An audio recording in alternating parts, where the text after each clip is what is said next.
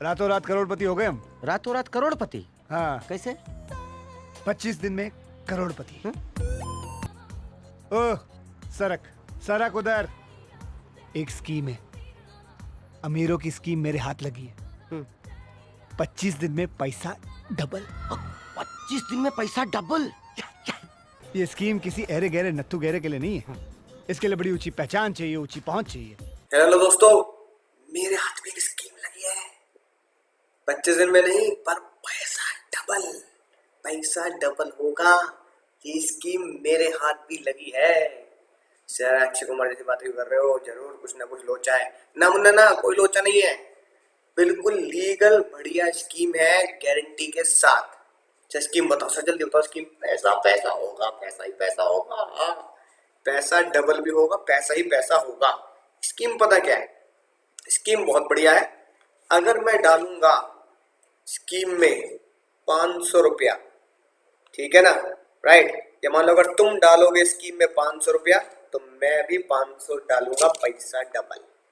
तुम डालोगे स्कीम में 1000 रुपया, 1000 तुमने स्कीम में डाला, मैं भी 1000 डालेगा, पैसा डबल।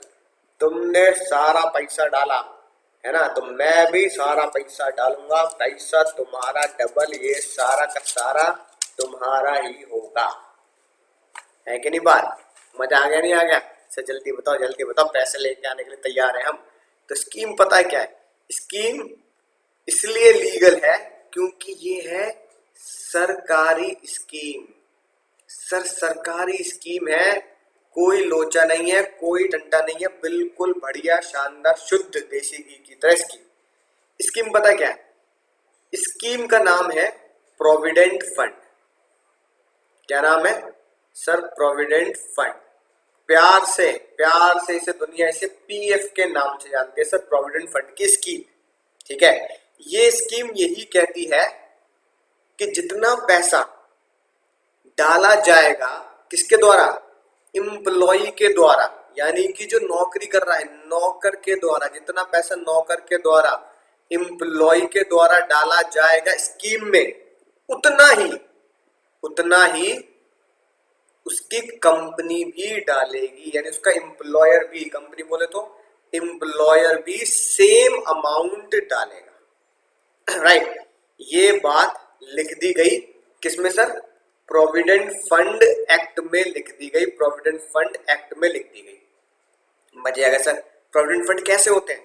तो सरकार ने बोला मुन्ना स्कीम में भाग लेने के लिए सबसे जरूरी चीज है कि आप एम्प्लॉय होने चाहिए। क्या होने चाहिए सर? एम्प्लॉय होने चाहिए। सबसे पहला जो तरीका है पैसा डबल करने का वो है स्टैट्यूटरी प्रोविडेंट फंड, यानी कि स्कीम जो खुद सरकारी स्कीम है, ज्यादातर उसमें सरकारी एम्प्लॉय ही पैसा डालते हैं। स्टैट्यूटरी प्रोविडेंट फंड, जैसे मेरे पिताजी गवर्नमेंट एम्प्लॉय है तो उनका जो पैसा कटता है और जिस फंड में जाता है वो है स्टैट्यूटरी प्रोविडेंट फंड, हिंदी में सरकारी फंड। दूसरा जो तरीका है स्कीम का पैसा डबल करने का, दूसरी स्कीम है RPF, recognised provident fund, recognised provident fund. तीसरा जो तरीका है पैसा डबल करने का वो है अनरिकॉग्नाइज्ड प्रोविडेंट फंड। सर इन दोनों में क्या फर्क है? ये बात समझ में नहीं आई। रिकॉग्नाइज्ड प्रोविडेंट फंड वो प्रोविडेंट फंड होता है जिसे इनकम टैक्स कमिश्नर ने अनुमति दे रखी हो, अप्रूव कर रखा हो कि इस फंड में अगर आप पैसे डालेंगे तो हम ये रिकॉग्नाइज्ड मान लेंगे। और सर अनरिकॉग्नाइज्ड प्रोविडेंट फंड कौन सा होगा? जिस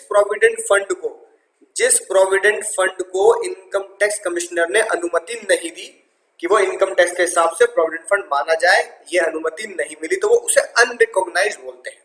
ठीक है, इनकम टैक्स एक्ट कहता है आप किसी में भी पैसा डालिए, हम बताएंगे करना क्या है। ठीक है दोस्तों, हम बताएंगे करना क्या है। तो प्रोविडेंट फंड स्कीम में पैसा डबल, जी हाँ सत्य बात है, स्कीम में पैसा डबल। पहला तरीका स्टैट्यूटरी प्रोविडेंट फंड, दूसरा तरीका रिकॉग्नाइज्ड प्रोविडेंट फंड, और तीसरा तरीका होगा अनरिकॉग्नाइज्ड प्रोविडेंट फंड। ठीक है, राइट। अब पैसा कौन कौन डालेगा? एक तो आप डालोगे और कंपनी डालेगी। तो इसके लिए मैं आपको लिख के देता हूं पहली बात, किसका कंट्रीब्यूशन, किसका contribution, employer contribution. Employer contribution को हम आज के बाद क्या नाम देंगे, कंपनी का कंट्रीब्यूशन, कंपनी का कंट्रीब्यूशन, कंपनी का कंट्रीब्यूशन। ठीक है, राइट। और कौन डालेगा, जितना मैं डालूंगा उतना ही कंपनी डालेगी, तो भैया मेरा डालना तो पहले जरूरी है। एम्प्लॉय का कंट्रीब्यूशन, मेरा कंट्रीब्यूशन, मेरा कंट्रीब्यूशन बोले तो एम्प्लॉई कंट्रीब्यूशन, एम्प्लॉई कंट्रीब्यूशन, मेरे कंट्रीब्यूशन को क्या बोलेंगे, एम्प्लॉय कंट्रीब्यूशन। ठीक है, अब पहली बात देखो, पहली बात, पहले चलो अपने फंड की बात कर लेते हैं। कंपनी का कंट्रीब्यूशन है ना, या एम्प्लॉई का कंट्रीब्यूशन, तो पहले जितना पैसा मैंने डाला, ठीक है, जितना पैसा मैंने डाला उसके बारे में क्या कहता है इनकम टैक्स एक्ट। अगर आपने पैसा डाला स्टैच्यूटरी प्रोविडेंट फंड में, सरकारी प्रोविडेंट फंड में, मेरा कंट्रीब्यूशन है कि नहीं बात, मेरा कंट्रीब्यूशन है स्टैच्यूटरी प्रोविडेंट फंड में, तो मुन्ना मुन्ना वो पैसा कहां से जाएगा, वो पैसा मेरी खुद की जेब से ही तो जाएगा। अब देखो कैसे, मान लो भैया मैंने ये सैलरी कमाई बेसिक, है ना, बेसिक सैलरी दी, मेरे हाथ में इतनी सैलरी आई, ठीक है, मेरी कंपनी ने मुझे पैसे दिए, चलो सर पैसा पकड़ो, बहुत बढ़िया बहुत बढ़िया, जय हो प्रभु, आई लक्ष्मी को मना नहीं करते, पकड़ लिया। अब ऊपर से बताए मूर्ख, भविष्यवाणी हुई, स्कीम का मजा कौन लेगा, डबल डबल स्कीम का मजा कौन लेगा, जितने पैसे तू डालेगा उतना ही कंपनी पैसा डालेगी, पैसा होगा डबल। तो मैंने क्या किया, इसमें से मान लो 1000 रुपए है ना, इसमें डाल दिए, प्रोविडेंट फंड में डाल दिए, प्रोविडेंट फंड की गुल्लक निकाली, हाँ भैया प्रोविडेंट फंड वाले भैया ये प्रोविडेंट फंड में मेरी तरफ से 1000 रुपए, ठीक है, कहां से दिए मैंने, बेसिक सैलरी में से, जो मेरी बेसिक सैलरी मुझे मिली उसी में से 1000 मैंने प्रोविडेंट फंड वाले भैया को दे दिए, लो भैया प्रोविडेंट फंड में पैसा डाल दो, बाकी जेब में रख लिए भैया, पैसा घर खर्चा पानी भी चलाना है, घर भी चलाना है। एक बात देखो, इस स्कीम में मैंने किया क्या, मैंने जो प्रोविडेंट फंड में पैसा डाला वो अपनी बेसिक में से निकाल के डाला, अपनी बेसिक में से निकाल के, अपनी बेसिक में से निकाल के डाला।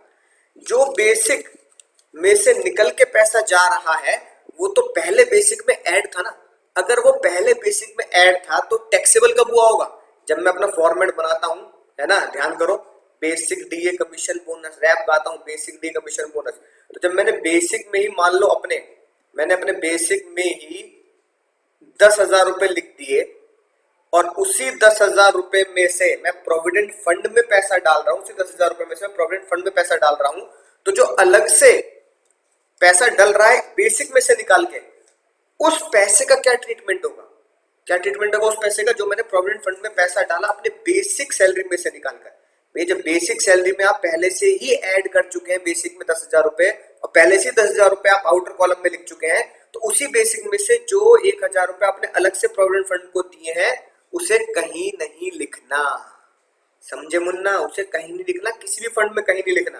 तो क्या लिखोगे, डैश लगा देंगे, no treatment no treatment no treatment. Reason क्या है, रीजन ये है ऑलरेडी एडेड, जो मेरा कंट्रीब्यूशन है ऑलरेडी एडेड इन बेसिक, भैया पहले से ही वो बेसिक में ऐड है, इसलिए उसका कोई ट्रीटमेंट नहीं होता, इसलिए उसका कोई ट्रीटमेंट नहीं होता।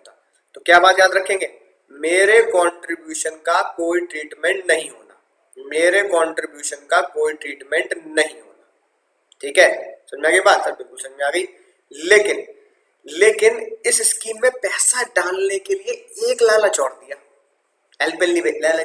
एक लालच और दिया, उन्होंने कहा मुन्ना जो तुम्हारा कंट्रीब्यूशन है उसका सैलरी हेड में कोई ट्रीटमेंट नहीं होगा, क्योंकि वो ऑलरेडी बेसिक में ऐड है, क्योंकि वो ऑलरेडी बेसिक में ऐड है, क्योंकि वो ऑलरेडी बेसिक में ऐड है, इसलिए अलग से कुछ नहीं करना, ठीक है। तो मैंने कहा फिर मेरे कंट्रीब्यूशन में डालने का कुछ और फायदे तो बताओ, तो फाइनेंस मिनिस्टर ने पता क्या बोला, मुन्ना सुन एक रात की बात, जो तू पैसा डालेगा ना, तेरी कंपनी नहीं, जो तू खुद पैसा डालेगा उसकी हम डिडक्शन दे देंगे 80C में, है ना, याद आ रहा है, हमने 5 हेड बनाए थे, 5 मिली तो बन गई मुट्ठी, याद आ गया, GTI, salary, house property, PGP, capital gain, other source, 5 मिल गई, मुट्ठी बन गई, जीटीआई बन गई, हाँ सर याद आ गया, चैप्टर में 2 में पढ़ा था। जीटीआई में से डिडक्शन देते हैं 80C से लेकर 80U तक की, जीटीआई में से डिडक्शन दी जाती है, फिर टोटल इनकम या नेट टोटल इनकम आती है, ठीक है ना। तो जीटीआई में से डिडक्शन देंगे वो डिडक्शन मिल जाएगी। ठीक है, तो अगर तुमने एसपीएफ में पैसा डाला तो मेरे कंट्रीब्यूशन की लिखते हैं ना साथ साथ, डिडक्शन मिलेगी 80C में। ठीक है, डिडक्शन मिलेगी 80C में। अगर तुमने आरपीएफ में पैसा डाला, रिकॉग्नाइज्ड प्रोविडेंट में पैसा डाला, तो 80C में डिडक्शन मिलेगी, 80C में डिडक्शन मिलेगी। लेकिन मुन्ना, अगर तुमने यूआरपीएफ में पैसा डाला, यूआरपीएफ में पैसा डाला, तो जितना पैसा तुम खुद डालोगे, एम्प्लॉय खुद डालेगा, उसकी 80C में डिडक्शन नहीं मिलेगी। लगा लो कांटे। क्यों भैया? अनरिकॉग्नाइज्ड है, अनरिकॉग्नाइज्ड। इनकम टैक्स एक्ट कहता है भैया रिकॉग्नाइज्ड होगा उसकी डिडक्शन देंगे, राइट? ताकि तुम्हें ये फर्क समझ में आए कि रिकॉग्नाइज्ड में और अनरिकॉग्नाइज्ड में पैसा डालने का, है ना, अंतर क्या है। पहला अंतर क्या पता लगा? रिकॉग्नाइज्ड में पैसा डालोगे 80C में डिडक्शन मिलेगी, अनरिकॉग्नाइज्ड में पैसा डालोगे 80C में डिडक्शन नहीं मिलेगी। चिंता मत करो, क्वेश्चन करेंगे, पेट भर के क्वेश्चन करेंगे, चिंता मत करो। तो क्या राज की बात समझ में आई? तो पहली राज की बात आप आज यही लिखेंगे, है ना, राज की बात बताएं। तो भैया राज की बात हिंदी में लिखो, बिल्कुल नोट्स में। ठीक है सर? सर क्या राज की बात लिखनी है? लिखें राज की बात। सर क्या लिखें? लिखो, मेरे कंट्रीब्यूशन का कोई ट्रीटमेंट नहीं होता। ठीक है, क्या लिखेंगे? मेरे कंट्रीब्यूशन का कोई ट्रीटमेंट नहीं होता, है ना, मेरे कंट्रीब्यूशन का कोई ट्रीटमेंट नहीं होता सैलरी हेड में। मेरे कंट्रीब्यूशन का कोई ट्रीटमेंट नहीं होगा किसमें? सैलरी हेड में। ठीक है, लेकिन सबसे डेंजर बात, लेकिन मेरे कंट्रीब्यूशन की, मेरे बोले तो एम्प्लॉय, मेरे कंट्रीब्यूशन की डिडक्शन मिलेगी, है ना, मेरे कंट्रीब्यूशन की डिडक्शन मिलेगी 80C में, है ना, डिडक्शन 80C में मिलेगी। ठीक है, डिडक्शन 80C में मिलेगी, बस ये बात अभी याद रखना। ठीक है ना, राइट, कि 80C में डिडक्शन मिलनी है। तो ये राज की बात याद रखेंगे कि मेरे कंट्रीब्यूशन का कोई ट्रीटमेंट नहीं होता सैलरी हेड में, लेकिन डिडक्शन मिलती है 80C में। ये बात याद रखिए। सर तो मेरे कंट्रीब्यूशन की बात समझ में आ गई। एम्प्लॉयर के कंट्रीब्यूशन का क्या मसला है? सर एम्प्लॉयर के कंट्रीब्यूशन का क्या मसला है? अब देखो, याद करो सैलरी हेड में जो मैंने तुम्हें फॉर्मेट बनवाया, फॉर्मेट सुनाना जरा जल्दी से, फॉर्मेट सुनाओ जल्दी, फॉर्मेट सुनाओ। लाइको याद आ रहा है ना? Basic DA commission bonus, basic DA commission bonus, basic DA commission bonus. फिर क्या बताया था? कंपनी का contribution in RPF, interest on RPF, company का contribution RPF, interest on RPF, company का contribution RPF, interest on RPF. याद आ गया? कंपनी का कंट्रीब्यूशन इन आरपीएफ।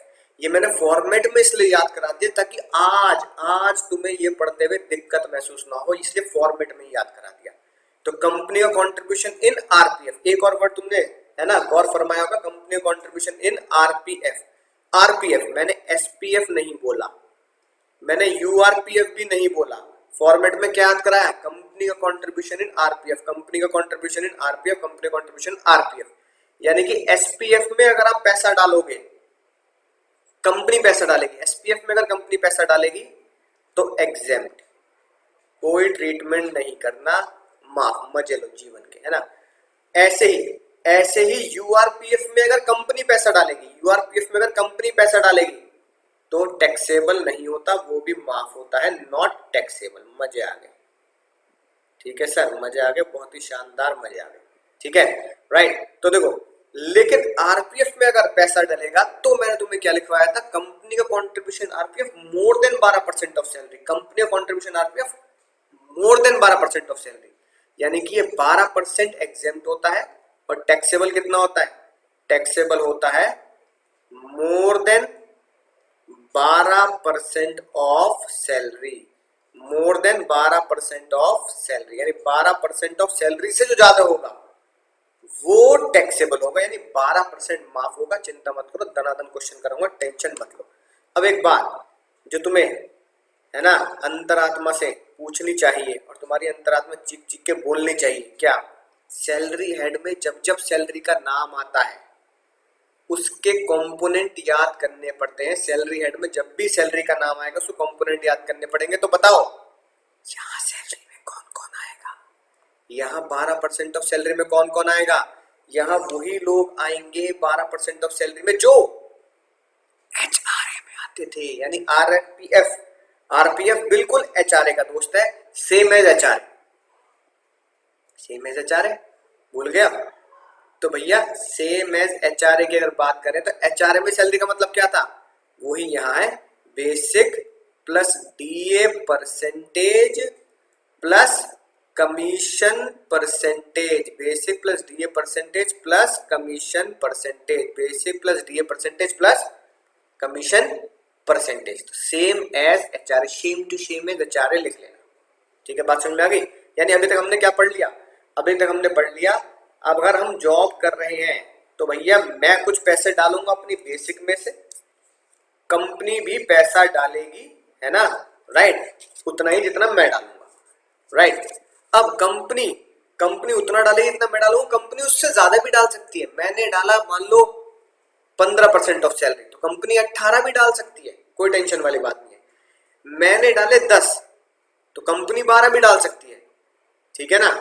लेकिन लेकिन लेकिन कंपनी को यह कहा गया कि आप चाहें कितना ही पैसा डालें, कोई टेंशन वाली बात नहीं है, लेकिन आपकी जो एग्जामिशन मिलेगी ना एम्प्लॉय को आपके बारे में, वो मिलेगी 12% ऑफ सैलरी ही। तो ये लिमिट याद करना, 12% ऑफ सैलरी एग्जेम्प्ट होगा, इससे ऊपर टैक्सेबल होगा। ठीक है, समझ में आ गई बात? मेरे कंट्रीब्यूशन के बारे में क्या पढ़ा? मेरे कंट्रीब्यूशन का कोई ट्रीटमेंट नहीं होता सैलरी हेड में, क्योंकि वो ऑलरेडी बेसिक में ऐड होता है, लेकिन 80C में रिडक्शन मिलती है एसपीएफ और आरपीएफ की, यूआरपीएफ की नहीं मिलेगी। अब जितना पैसा, अब सुनना अगली बात, जितना पैसा मैंने प्रोविडेंट फंड में डाला है उस पे ब्याज भी तो आएगा, है कि नहीं बात? पैसा कमाओगे नहीं, वो इंटरेस्ट भी तो उसमें जनरेट होगा, इंटरेस्ट। तो अगर तुमने एसपीएफ में पैसा डाला, अगर तुमने एसपीएफ में पैसा डाला, सरकारी नौकरी के यही मजे हैं, इंटरेस्ट ऑन एसपीएफ होता है एग्जेम्प्ट, कि भैया पूरा माफ है बिना टेंशन के, यानी सरकारी नौकरी का यही मजा है, राइट। ऐसे ही अगर तुमने यूआरपीएफ में पैसा डाला, यूआरपीएफ में पैसा डाला तो भी इंटरेस्ट क्या होगा, टैक्सेबल नहीं होगा, नॉट टैक्सेबल। सर ये तो यूआरपीएफ के ज्यादा मजे आ गए, लेकिन रुक जाओ भी, रुक जाओ, ठीक है ना, रुको जरा, ठीक है।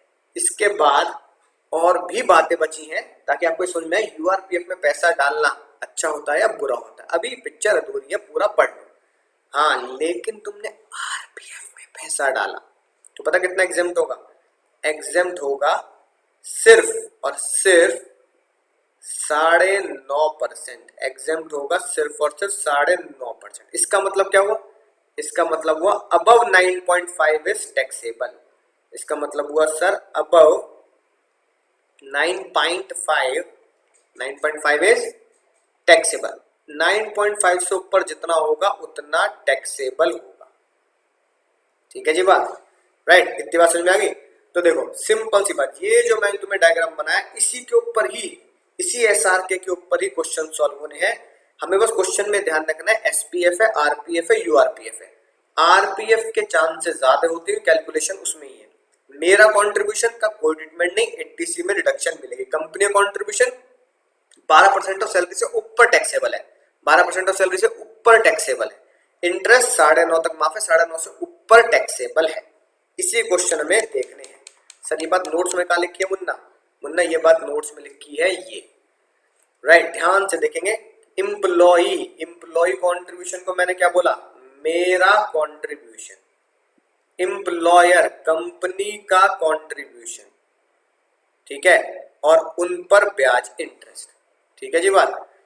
देखो क्या लिखी है बात, मेरे कंट्रीब्यूशन का कोई ट्रीटमेंट नहीं है, डिडक्शन मिलेगी एसपीएफ में, statutory provident fund. Recognised provident fund में मेरे कंट्रीब्यूशन का कोई ट्रीटमेंट नहीं है, डिडक्शन मिलेगी। ठीक है ना, section 10 subsection 12। Unrecognised provident fund में, है ना, गलती से एंड हो गया, नॉट लिखेंगे, एंड की जगह लिखेंगे नॉट। बड़े बड़े देशों में चलो बेटा छोटी छोटी बातें होती रहती हैं, ऐसे ही 80C deduction intersection 80C not available, right, ये बात की बात है, इसे अभी छोड़ेंगे ना, अभी ये तीन पे फोकस करो, स्टैच्यूटरी, रिकॉग्नाइज, अनरिकॉग्नाइज। एम्प्लॉयर का कंट्रीब्यूशन, कंपनी का कंट्रीब्यूशन देखो क्या है, कंपनी का कंट्रीब्यूशन टैक्सेबल नहीं होगा, सरकारी नौकरी के यही मजे है, इंटरेस्ट भी एग्जेम्प्ट है, सरकारी नौकरी के यही मजे है। ठीक है, अब आती है बात सर, कंपनी का कंट्रीब्यूशन आरपीएफ में, रिकॉग्नाइज्ड प्रोविडेंट फंड में 12% से जो एक्सीड करोगे तो टैक्सेबल होगा, अनरिकॉग्नाइज टैक्सेबल नहीं होगा, अनरिकॉग्नाइज टैक्सेबल नहीं होगा। ब्याज की बात कर लेते हैं, ब्याज की, ब्याज में क्या है, फुल्ली एग्जेम्प्ट है, आरपीएफ में 9.5 माफ है, ठीक है, एक्सेस ऑफ 9.5% टैक्सेबल है, ग्रॉस सैलरी में इंक्लूड करेंगे मतलब एक्सेस ऑफ 9.5 टैक्सेबल है, एक्सेस ऑफ 9.5 टैक्सेबल है, अनरिकॉग्नाइज्ड में टैक्सेबल है ही नहीं। ठीक है, समझ गई बात। ये जो हमने पूरी बातें पढ़ी, ये जो हमने पूरी बातें पढ़ी हैं, ये सारी बातें हैं ड्यूरिंग द जॉब, यानी जब मैं नौकरी कर रहा होता हूं, ड्यूरिंग जॉब, जब मैं जॉब कर रहा होता हूं तब ये कहानी लगानी है। ठीक है, अब इसी के ऊपर बहुत simple simple simple simple question है, वो करके देखते हैं। तो चलिए दोस्तों, क्वेश्चन देखते हैं जो आपकी स्क्रीन पर आपको दिख रहा है। ये क्वेश्चन कर लिया, समझ लो बात तुम्हारे घुटनों तक पहुंच चुकी है। राइट, पहले मेन फॉर्मेट बनाते हैं जैसे हम बनाते आए हैं, basic DA commission bonus, basic DA commission bonus. ठीक है, इस क्वेश्चन में है नहीं। फिर जो मेन पॉइंट है उसी को आज सीखना है, कंपनी का कंट्रीब्यूशन, एग्जाम में तो इंग्लिश में लिखना, कंपनी का contribution in recognised provident fund, company का contribution recognised provident fund more than 12% of salary. ये मैं फॉर्मेट में ही आपको बनवाता आ रहा हूं, मोर देन 12% ऑफ सैलरी। फिर इंटरेस्ट ऑन आरपीएफ, ना एसपीएफ ना URPF, interest on RPF and company contribution in RPF. उसके बाद इन दोनों का ट्रीटमेंट हो जाता है, उसके बाद फिर हमारा पहला पड़ाव आता है अलाउंसेस का, अलाउंसेस, फिर दूसरा पड़ाव आता है परक्विजिट्स का, ठीक है ना, और फिर तीसरा पड़ाव आता है रिटायरमेंट बेनिफिट का। सबको जोड़ते हैं तो बनता है हमारा ग्रॉस सैलरी। याद आ गया वो दोस्तों? हाँ सर बिल्कुल याद आ गया, मजा ही आ गया, बोलो सर मजा ही आ गया। राइट, अब क्वेश्चन में ढूंढते हैं सर बेसिक कितनी है। बेसिक है उसकी 25,000 रुपए महीना, क्वेश्चन साइलेंट है तो यानी 12 महीने वो नौकरी कर रहा है, यानी 3 लाख रुपए। डीए कितना है? 10,000 रुपए पर मंथ, यानी 1,20,000 रुपए। कमीशन क्वेश्चन में नहीं है, कमीशन क्वेश्चन में नहीं है। राइट, चलो यहाँ एक चीज और ऐड कर देता हूँ थोड़ा सा इंटरेस्टिंग बनाने के लिए, अलाउंसेस लिखा ना, इसे मिलते हैं मेडिकल अलाउंसेस, थोड़ा सा याद भी हो जाएगा। ठीक है, 1,000 रुपए पर मंथ, बस इतनी चीज ऐड कर देते हैं बिना टेंशन के। अब देखो सर, अब क्या होगा, कंपनी का कंट्रीब्यूशन इन आरपीएफ, इसका ट्रीटमेंट करना है, इसका ट्रीटमेंट हम करेंगे वर्किंग नोट नंबर 1 में जाकर। ठीक है, अब working note number 1, Munna working note number 1 मैं यही साइड में बना रहा हूं ताकि आप इसे ध्यान से देखते रहें और समझ के नोट करें। पहले समझ लो, उसके बाद आराम से नोट कर लेना। ठीक है, वर्किंग नोट नंबर 1 ये बोलता है जब भी हम आरपीएफ की बात करेंगे सर, जब भी हम कंपनी के कंट्रीब्यूशन इन आरपीएफ की बात करेंगे, कंपनी का कंट्रीब्यूशन आरपीएफ की बात करेंगे, तो हम फॉर्मेट में ही लिखते हैं मोर देन 12% ऑफ सैलरी।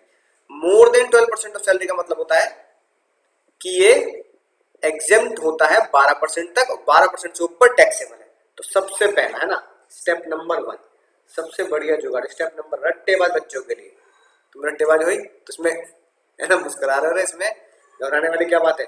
अगर कोई चीज याद करके समझ में आ रही है तो याद कर लो, कोई टेंशन नहीं। स्टेप नंबर 1, पहले निकालो कंपनी का कंट्रीब्यूशन। क्या निकालो स्टेप नंबर 1 में? कंपनी का कंट्रीब्यूशन, जितना भी है उतना कंपनी का कंट्रीब्यूशन। ठीक है, तो पहले कंपनी का कंट्रीब्यूशन निकाल लेते हैं।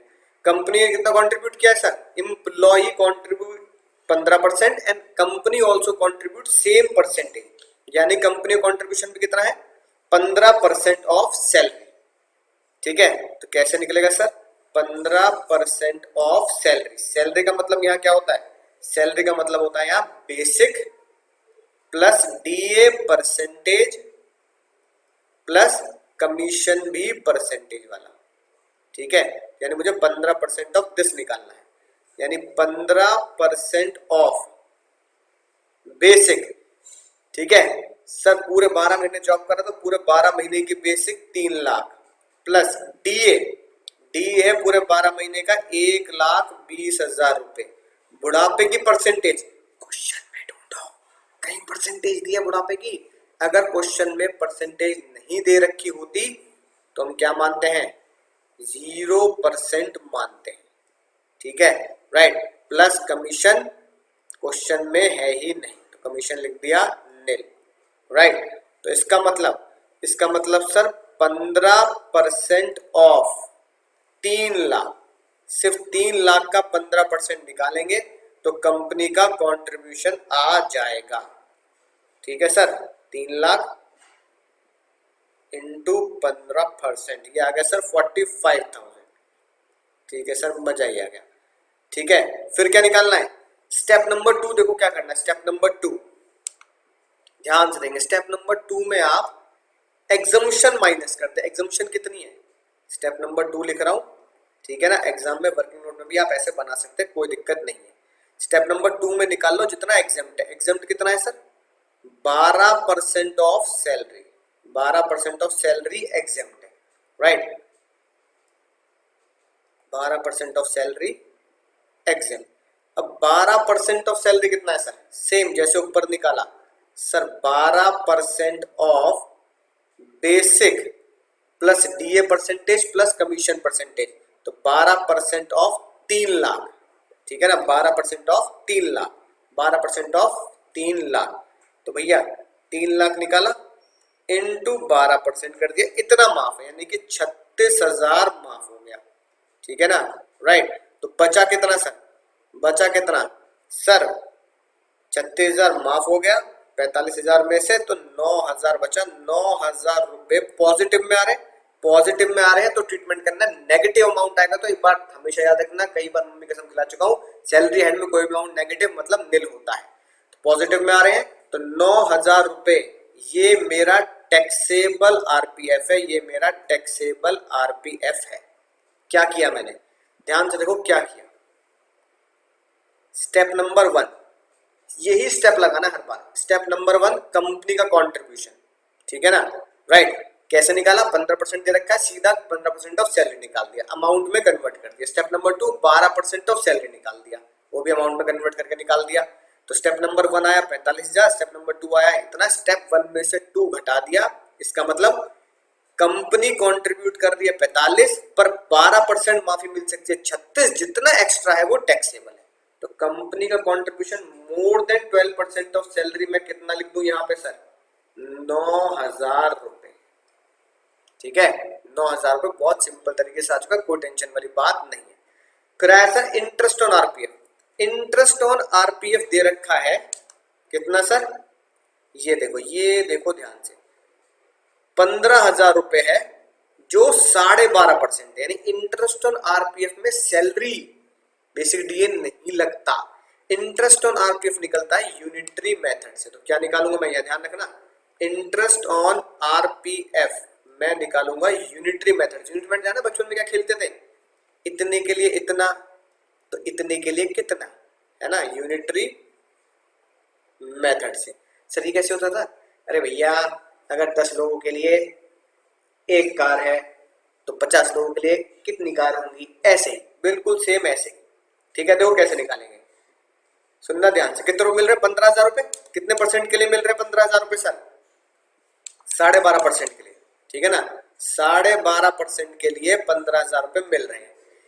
बताओ कितने माफ है, 9.5 माफ है सर। इंटरेस्ट कितना माफ होता है, 9.5 माफ होता है। इंटरेस्ट कितना माफ होता है, 9.5 माफ होता है, बिल्कुल अभी हमने पढ़ा। इंटरेस्ट ऑन आरपीएफ 9.5 माफ होता है, कंपनी का कंट्रीब्यूशन 12 माफ होता है। तो एक बार बताओ कितने रुपए मिल रहे हैं मुझे, 12.5% मिल रहे हैं। 12.5% मिल रहे हैं किसके बराबर, 15,000 के बराबर, यानी कि 12.5% 15,000 के बराबर है। 12.5% 15,000 के बराबर है, 12.5% 15,000 के बराबर है। कितने माफ होते हैं सर, सर 9.5% माफ है, 9.5% माफ है, 9.5% माफ है। अगर 9.5% माफ है, इससे ऊपर कितने एक्स्ट्रा मिले, इससे ऊपर कितने एक्स्ट्रा मिले, इससे ऊपर कितने एक्स्ट्रा मिले हैं सर? सर 9.5 से ऊपर 9.5, 10.5, 11.5, 12.5, सर 3% एक्स्ट्रा मिले हैं, 3% एक्स्ट्रा मिले। तो मुन्ना यही तो यूनिटरी मेथड है, इतना सिंपल से नहीं निकाल सकते। अगर 12.5% 15,000 के बराबर है, अगर 12.5% जो मुझे मिल रहा है 15,000 रुपए के बराबर मिल रहा है, तो 12.5% मुझे 15,000 रुपए मिले। जितने एक्स्ट्रा एग्जम्पशन से वो कितने होंगे? तो 12.5% अगर 15,000 है तो 3% कितने होंगे सर? 15,000, ये तो था unitary method, divide by 12.5, 15,000 divide by 12.5 into 3, 15,000 divide by 12.5 into 3, ये कितना बैठा सर? ये बैठा कैलकुलेट करके सर 15,000 डिवाइड बाय 12.5, ठीक है, इंटू 3, ये बैठा सर 3600 रुपए, 3600।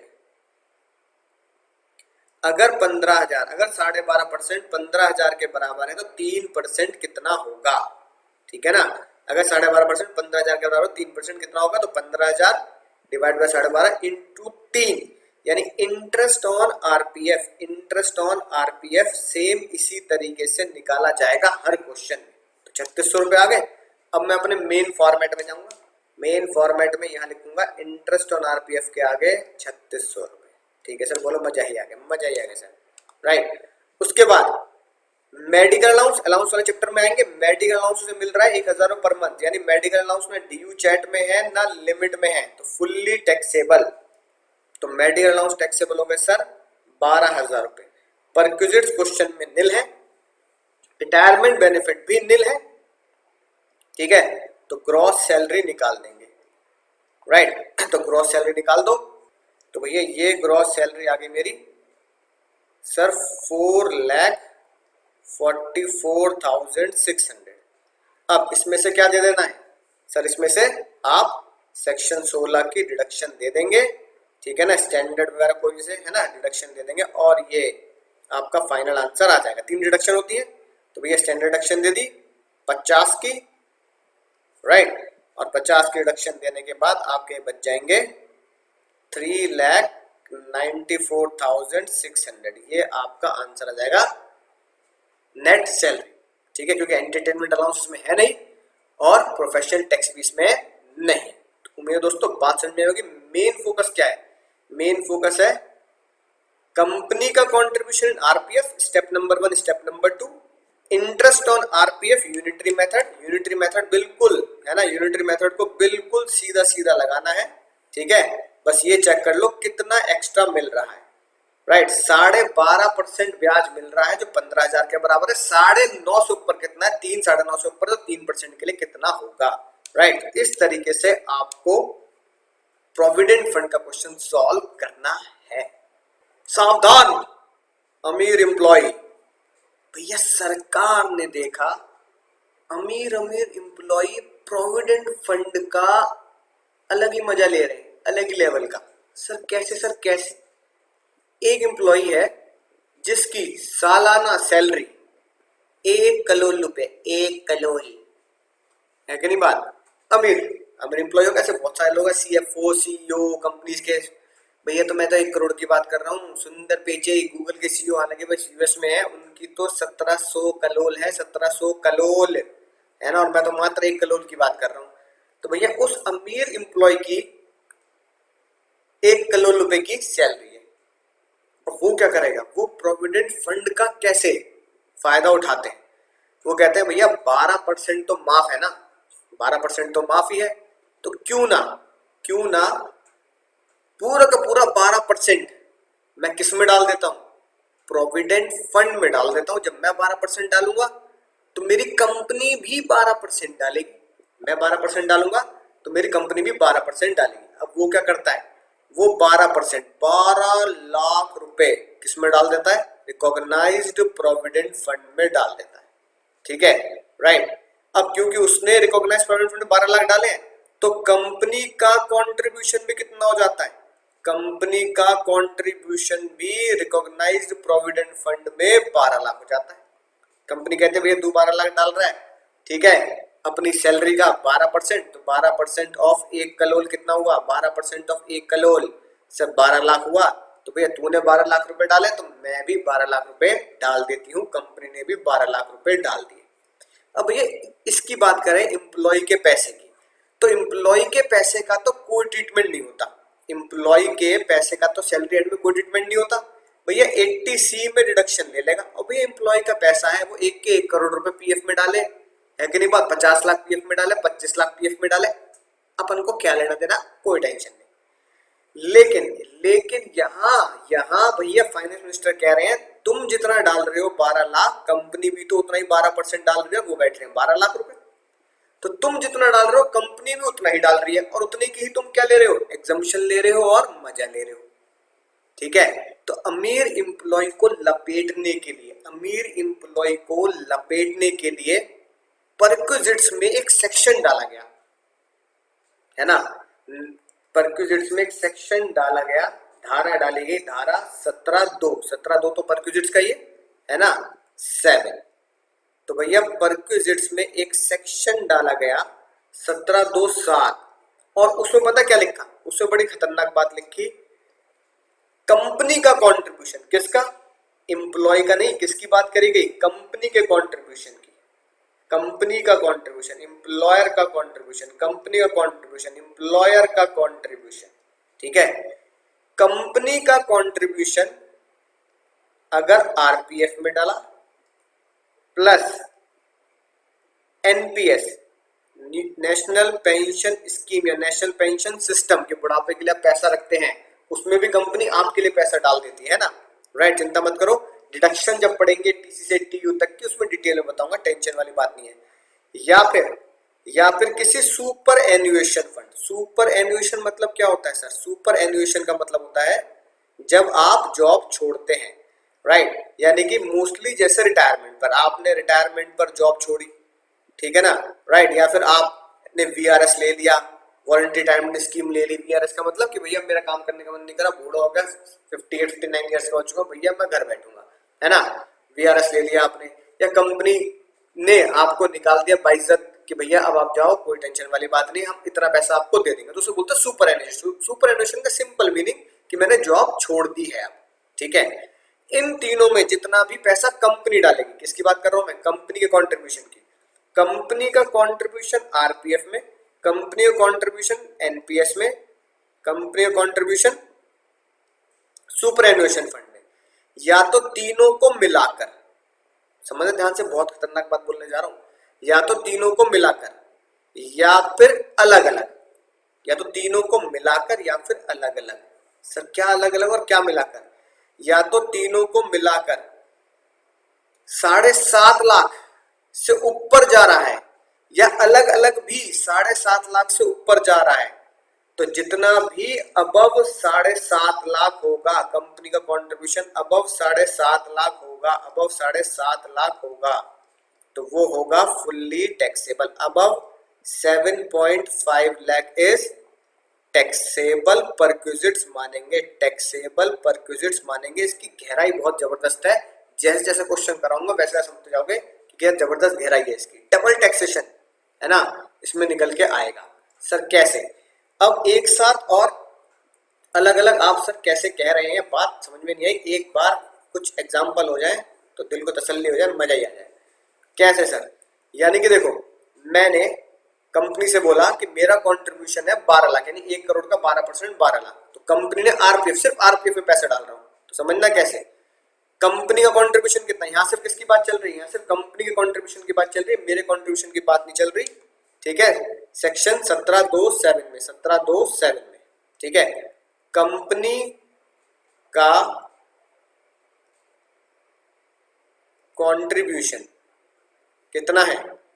12 लाख, ठीक है। किसमें सर? आरपीएफ। पहला सवाल, कंपनी का कंट्रीब्यूशन है 12 लाख आरपीएफ में, ठीक है जी। कितना टैक्सेबल होगा? 7.5 से ऊपर जितना है वो टैक्सेबल होगा। इसमें से कितने माइनस कर दूं? मैं सिर्फ आरपीएफ में पैसा डाल रहा हूं और कहीं पैसा नहीं डाल रहा, यानी कि only and only in RPF, only and only in RPF, only and only in RPF. तो 7.5 लाख माफ होंगे, है ना, राइट। और 8.5, 9.5, 10.5, 11.5, ठीक है, 4,50,000 हो जाएंगे टैक्सेबल, 4,50,000 हो जाएंगे टैक्सेबल, ठीक है। पहली बात तो ये। अब अगर मैं अगली बात करूं कि इंडिविजुअली अलग अलग अगर डल रहा है तो एक ही में डल रहा है तो इतने रुपए टैक्सेबल होंगे, और अगर सर तीनों में एक साथ, तीनों में एक साथ देख लो। मान लो कंपनी ने कंट्रीब्यूट किया, कंपनी ने कंट्रीब्यूट किया आरपीएफ में 6 लाख रुपए, एनपीएस में, पेंशन सिस्टम में, ठीक है, 4 लाख रुपए, राइट। सुपर एन्युएशन फंड में भी कर दिया ना, मान लो इन दो में की। अब अलग अलग निकालने की जरूरत नहीं है, अब दो में है तो दोनों को एक साथ निकालूंगा। सर कैसे निकालूंगा? RPF 6 lakh, NPS 4 lakh, total कितना हो गया सर? टोटल कंपनी का कंट्रीब्यूशन हो गया 10 लाख। इसमें से क्या माइनस कर दो? इसमें से माइनस कर दो जो सेक्शन 17(2) की लिमिट है कि इससे ऊपर टैक्सेबल है, माइनस 7.5 लाख की ही माफी दी गई है, 7.5 लाख की ही माफी दी गई है। तो बचा कितना? बचा सर 2.5 लाख। तो 2,50,000 रुपए, 2,50,000 रुपए आपके क्या हो जाएंगे? टैक्सेबल हो जाएंगे, टैक्सेबल हो जाएंगे। उम्मीद दोस्तों बात समझ में आ चुकी होगी, दोनों क्वेश्चन भी आप समझ चुके होंगे। सर अगर अलग अलग पैसे डल रहे हैं कि बस आरपीएफ में ही है या सिर्फ एनपीएस में ही है या सिर्फ सुपर एन्युएशन फंड में ही है, तो जितना पैसा डाला 7.5 माइनस कर दो। और अगर इकट्ठा तीनों में डल रहा है, इसमें भी डाल रहा हूं, इसमें डाल रहा हूं, थोड़ा थोड़ा डाल रहा हूं, तो भैया तीनों को टोटल करो, 7.5 उसमें से माइनस कर दो, बचा हुआ पूरा टैक्सेबल हो जाएगा, राइट। सर ये बात कहाँ लिखी है? सर ये बात आपकी लिखी है, ये लिखी 17(2)(7), ठीक है ना। 17 वर्ड पढ़ते ही, 17 वर्ड पढ़ते ही बात समझ में आ जानी चाहिए, ये हमारा पर्क का सेक्शन है, हमारा पर्क का सेक्शन है। तो पर्क में ये नया सेक्शन है ना इंसर्ट कर दिया गया था, और ये डाला गया कि अगर आपका कंपनी के द्वारा कंट्रीब्यूशन अमीर एम्प्लॉय के लिए है, गरीबों के लिए कौन डाल रहा है ना, कूदता है सर किससे ऊपर? 7.5 लाख से ऊपर, तो जितना अबव होगा वो टैक्सेबल होगा। देखो लिखिए बात, अमाउंट बोले तो या तो इन तीनों में से कोई भी एक, जैसे सिर्फ और सिर्फ आरपीएफ की बात करें तो कोई भी एक, या फिर एग्रीगेट ऑफ अमाउंट, एग्रीगेट बोले तो टोटल, या तो एक या तीनों का टोटल या दोनों का टोटल, ठीक है। किसमें डाला है?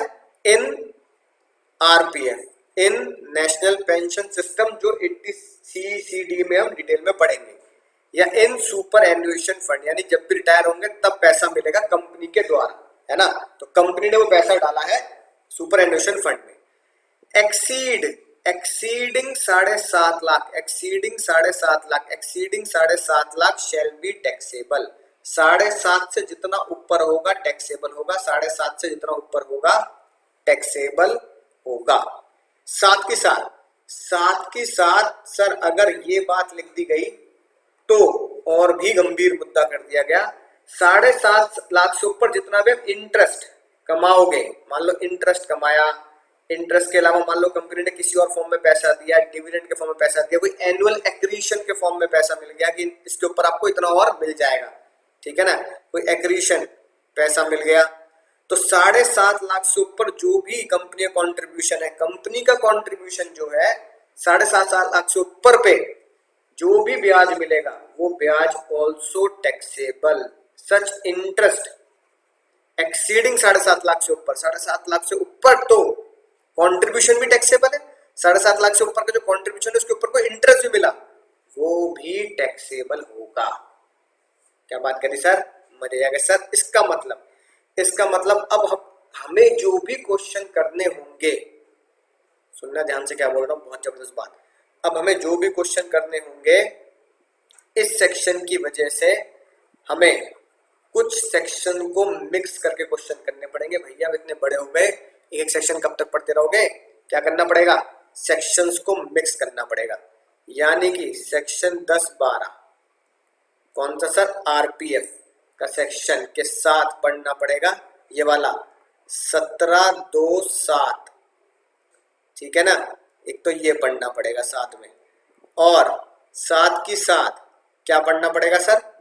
80C वाला सेक्शन साथ के साथ पढ़ना पड़ेगा, क्योंकि 80C में भी मेरे कंट्रीब्यूशन की रिडक्शन है, ठीक है। ये बताता है मेरा कंट्रीब्यूशन कितना, कंपनी कंट्रीब्यूशन कितना। मेरा कंट्रीब्यूशन कोई ट्रीटमेंट नहीं, कंपनी कंट्रीब्यूशन 12% तक माफ, इंटरेस्ट 9.5 से ऊपर। ये बताता है 7.5 लाख की लिमिट, आरपीएफ की, एनपीएस की, सुपरएन्युएशन फंड की 7.5 लाख की लिमिट, 7.5 लाख की limit.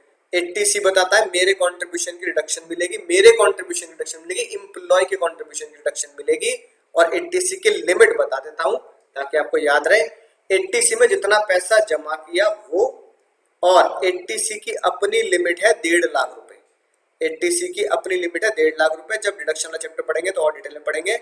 Which ever is less की रिडक्शन मिलेगी, विच एवर इज लेस की रिडक्शन मिलेगी, यानी जितना पैसा मैंने जमा किया प्रोविडेंट फंड में वो, और 1.5 lakh which ever is less जो होगा वो 80C में चला जाएगा। तो दोस्तों इन सेक्शंस को मिला के हमें क्या करने हैं? क्वेश्चंस करने हैं, राइट, ताकि आपको ये बात समझ में आए कि ओवरऑल जब मिलके क्वेश्चन बनेगा तो कैसा बनेगा। तो चलिए दोस्तों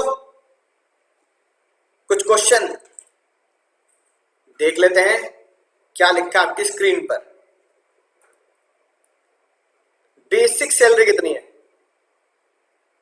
20,000 रुपए। लेकिन सबसे खतरनाक वर्ड क्या लिखा है? सबसे खतरनाक वर्ड, आफ्टर डिडक्शन ऑफ 5,000 रुपए। यानी कि बेसिक सैलरी 20 बताई है, आफ्टर डिडक्शन यानी इसमें से काटे जा चुके हैं 5,000 रुपए employee contribution, employee contribution.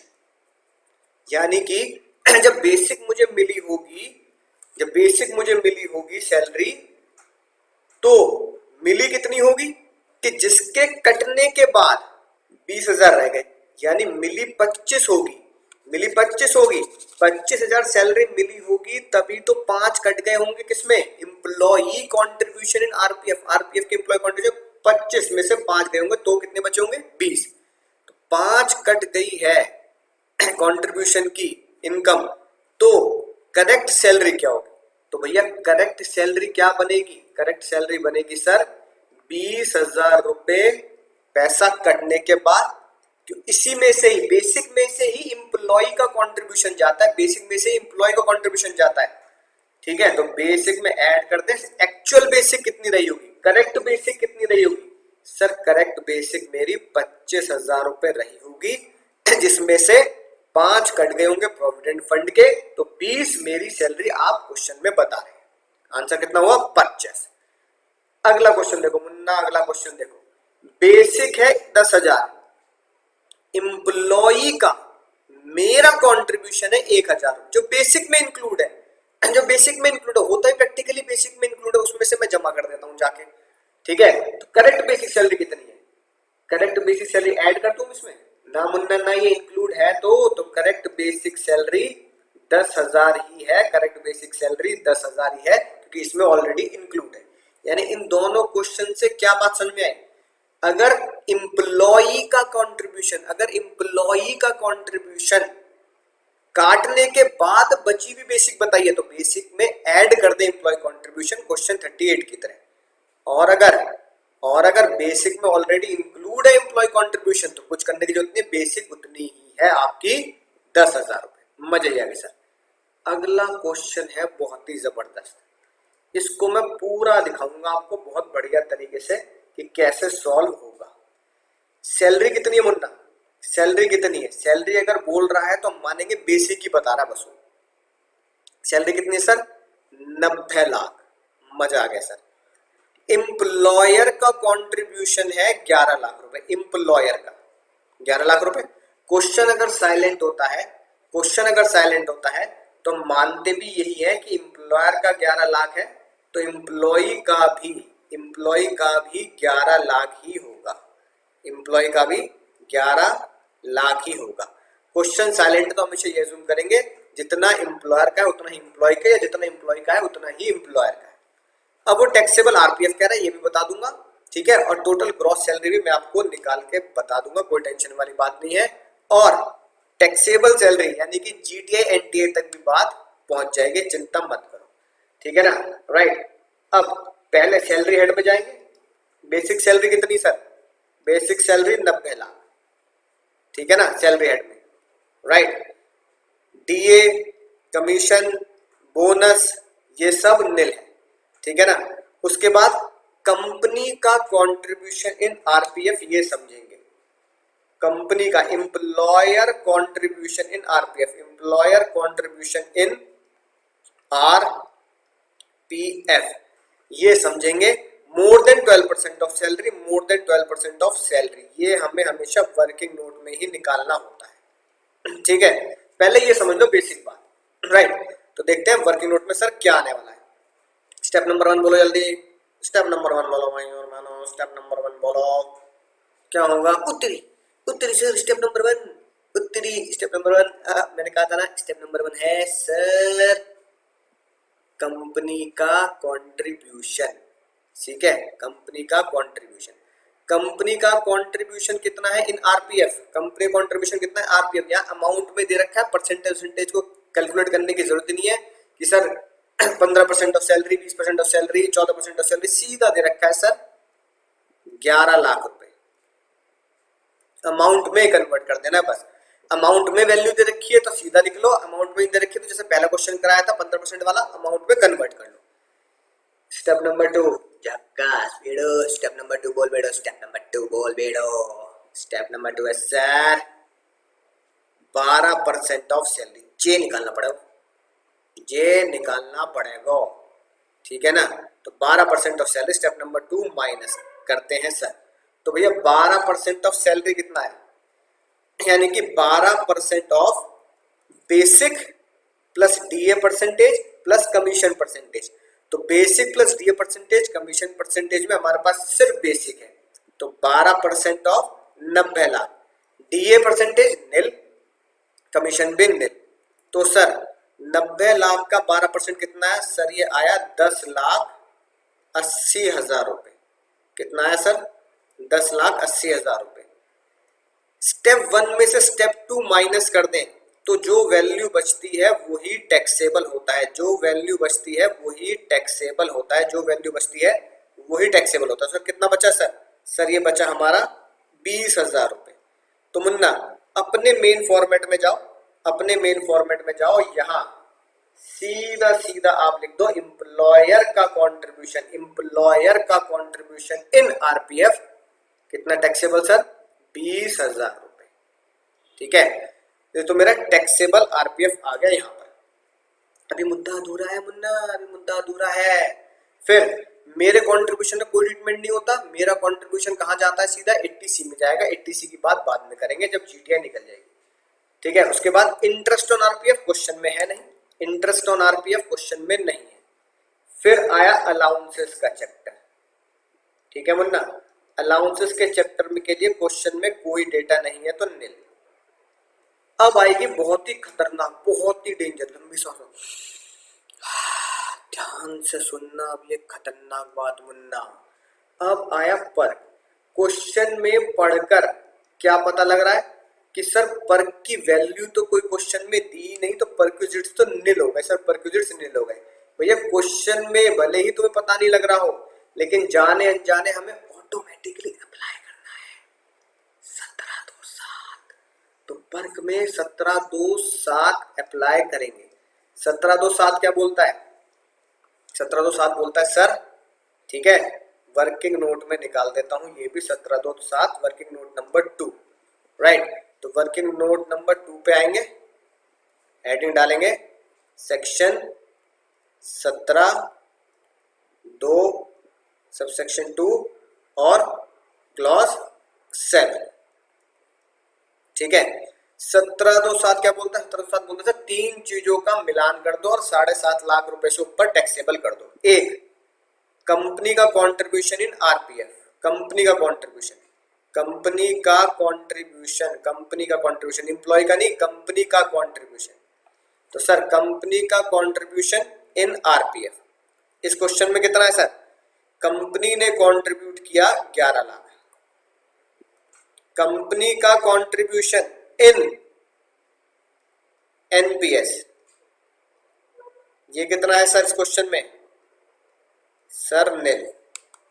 Company का ही contribution in superannuation fund, superannuation fund भी कितना है? निल। इनका टोटल कर दे, टोटल आया सर 11 लाख। ठीक है, 17,2,7 के हिसाब से माइनस कर दे, 17,2,7 के हिसाब से माइनस कर दे, कितनी माफी? 7.5 लाख की। ठीक है, तो माइनस हो गए सर 7.5 लाख। कितने बच गए? कितने बच गए बताओ सर? ये बच गए हमारे 7.5, 8.5, 9.5, 10.5, यानी कि 3.5 लाख रुपए।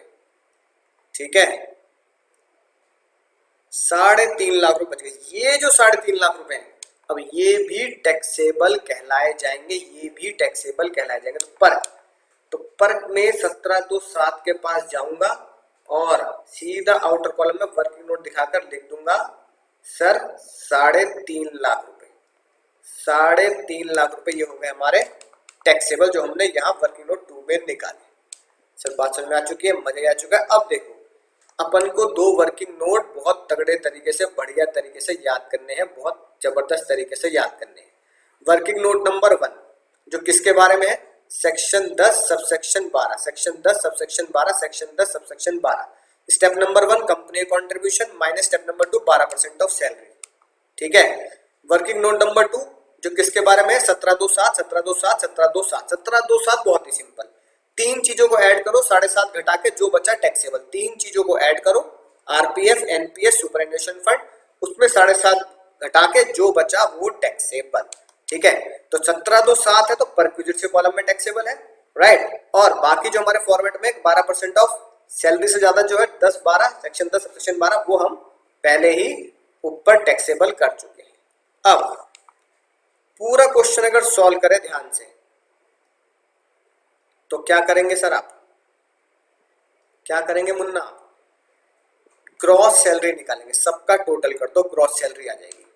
ठीक है ना सर? ग्रॉस सैलरी कैसे आ जाएगी? 90 लाख प्लस 3,70,000, तो ये आ गया सर मेरा 93,70,000, ये आ गया। इसमें से डिडक्शन माइनस कर देते हैं, इसमें से डिडक्शन माइनस कर देते हैं। डिडक्शन माइनस करेंगे तो 50,000 ही घटाएंगे, क्योंकि ना हमारे पास एंटरटेनमेंट अलाउंसेस है ना हमारे पास प्रोफेशनल टैक्स है। तो ये आ गया 93,20,000। ठीक है, ये मेरी नेट सैलरी आ गई। हाँ सर नेट सैलरी आ गई, मजा ही आ गया। अब सुनना ध्यान से, अब मेरी ये 93,20,000 नेट सैलरी आ गई। ये थोड़ा सा हटा रहा हूं ताकि आप है ना इसको आगे नहीं समझ सके। उम्मीद है नोट कर लिया होगा आपने। 5 मिली तो बन गई मुट्ठी, पंजे वाला फॉर्मेट बनाने वाला हूं मैं। अब मैं क्या करूंगा? पंजे वाला फॉर्मेट बनाऊंगा। Salary, house property, PGBP, capital gain, other sources. तो सैलरी मेरी आई है सर 93,20,000। हाउस प्रॉपर्टी निल, पीजीबीपी निल, कैपिटल गेन निल, अदर सोर्स भी निल। जीटीआई कितनी आ गई? ये मिलके जीटीआई होती है। जीटीआई आ गई सर मेरी 93,20,000। अब देखो क्वेश्चन एक ही लाइन का है, क्वेश्चन एक ही लाइन का है, कोई तुमसे कहेगा नहीं, तुम्हें खुद ये चीज अप्लाई करनी है। क्या करूंगा सर? डिडक्शन दूंगा, लेस डिडक्शन। ठीक है ना, डिडक्शन दूंगा किसकी सर? 80C से लेकर 80U तक की। तो इसमें डिडक्शन मैं जब दूंगा तो 80C में डिडक्शन दूंगा। और वो राज की बात बताई, राज की बताओ, इंप्लॉई का कंट्रीब्यूशन याद आ गया। इंप्लॉई का कंट्रीब्यूशन सैलरी एंड में टैक्सेबल नहीं होता, लेकिन 80C में डिडक्शन होती है। इंप्लॉई का कंट्रीब्यूशन सैलरी एंड में कोई ट्रीटमेंट नहीं होता, क्योंकि वो बेसिक मेरिट होता है। 80C में डिडक्शन मिलती है। बड़ा बड़ा लिख रहा हूं इसलिए, इंप्लॉयर नहीं, इंप्लॉई। एम्प्लॉई का कंट्रीब्यूशन इन आरपीएफ, एम्प्लॉय का कंट्रीब्यूशन इन आरपीएफ या एम्प्लॉय का कंट्रीब्यूशन इन एसपीएफ। या तो उसने आरपीएफ में पैसा डाला हो या फिर उसने एसपीएफ में पैसा डाला हो। इन दोनों में अगर जो पैसा डाला होगा तो ही डिडक्शन मिलेगी, यूआरपीएफ की नहीं मिलेगी। तो एम्प्लॉय ने कितना पैसा डाला सर? एम्प्लॉय ने, ऊपर क्वेश्चन में क्या लिखा है, जितना एम्प्लॉयर ने डाला उतना ही एम्प्लॉय ने डाला। तो एम्प्लॉय ने भी आरपीएफ में पैसा डाला 11 लाख रुपए। एम्प्लॉय ने भी आरपीएफ में कितना पैसा डाला? 11 लाख। और एटीसी की लिमिट कितनी है? एटीसी की लिमिट है 1.5 लाख रुपए। एटीसी की लिमिट अभी बताई मैंने आपको, एटीसी की लिमिट कितनी है? 1.5 लाख रुपए। तो एटीसी में मैं जाऊंगा तो क्या लिखूंगा? कंट्रीब्यूशन जितना जमा किया वो, या फिर एटीसी की total limit 1.5 lakh, which ever is less. इसमें से क्या कम है सर? इसमें से 1.5 लाख ही कम है, इसमें से 1.5 लाख ही कम है, राइट। तो मैंने क्या किया? एम्प्लॉई का कंट्रीब्यूशन, एम्प्लॉई का कंट्रीब्यूशन, एम्प्लॉई का कंट्रीब्यूशन इन आरपीएफ लिया 11 लाख और एटीसी की लिमिट लगाई 1.5 लाख। इन दोनों में से क्या कम मिला सर? 1.5 लाख कम मिला। तो अब मेरी एनटीआई, जिसे आप बोलते हैं टोटल इनकम बोल दो या एनटीआई बोल दो, एक ही बात है, राइट। कितनी होगी सर? ये आएगा सर 91 लाख 70,000। तो 91 लाख 70,000, ठीक है, ये मेरा आंसर आ गया। उसके बाद अगर तुमसे बोल दें कि मुन्ना टैक्स निकाल दो, तो क्या करोगे? वही मंत्र लगाना है जो चैप्टर 2 में सिखाया था। जीटीआई की ब्रेकअप पार्टी करेंगे, डिडक्शन सिर्फ घर वालों को देंगे। जीटीआई की ब्रेकअप पार्टी करेंगे, डिडक्शन सिर्फ घर वालों को देंगे। टैक्स आप निकालना जानते ही हैं। तो यहां मेरा क्वेश्चन एंड हो जाता है नेट टोटल इनकम या टोटल इनकम डालकर। तो मेरे दोस्तों बात समझ में आ चुकी होगी।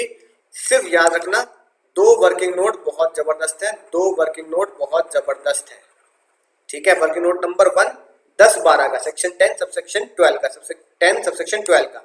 और वर्किंग नोट नंबर 2 किसका बनाना था सर? जो हमने बनाया इसका 17/2/7 का, 17/2/7 का, 17/2/7 का, 17/2/7 का, ठीक है। तो ये 2 वर्किंग नोट बड़े जबरदस्त मिलेंगे। बोलो सर मजा ही आ गया, बात भी समझ में आ चुकी है। तो हम सीख चुके हैं combine calculation of section 10 subsection 12 की, प्लस हमने सीख लिया 17(2) सबसेक्शन 2 क्लॉज 7, और साथ साथ हमने सीख लिया सर, क्या सीख लिया? 80C में मुझे कैसे ट्रीट करना है सर। अब आज का बहुत ही जबरदस्त होमवर्क आपके लिए है। क्वेश्चन 41 करना है ध्यान से, सेम पैटर्न पर पूरा। 42 भी करना है, 43 भी करना है, राइट। और ये गलती से 42 लिखा रह गया यहाँ, ठीक है ना। तो ये भी करना है 4 और ये भी करना है। ये 5 क्वेश्चन आपको करने हैं सर। कहाँ तक पहुंचना है? पूरा एनटीआई यानी नेट टोटल इनकम तक आपको पहुंचना है, नेट टोटल इनकम तक आपको पहुंचना है। यानी कि इस क्वेश्चन में ये भी अप्लाई करना है, ये भी अप्लाई करना है और ये भी अप्लाई करना है। तो चले दोस्तों बात समझ में आ चुकी होगी। दिमाग लगाइए, ध्यान से पढ़िए, आगे बढ़िए। कोई भी क्वेश्चन आएगा सॉल्व कीजिए, पूरे में से पूरे नंबर लाइए और मुझे दुआओं में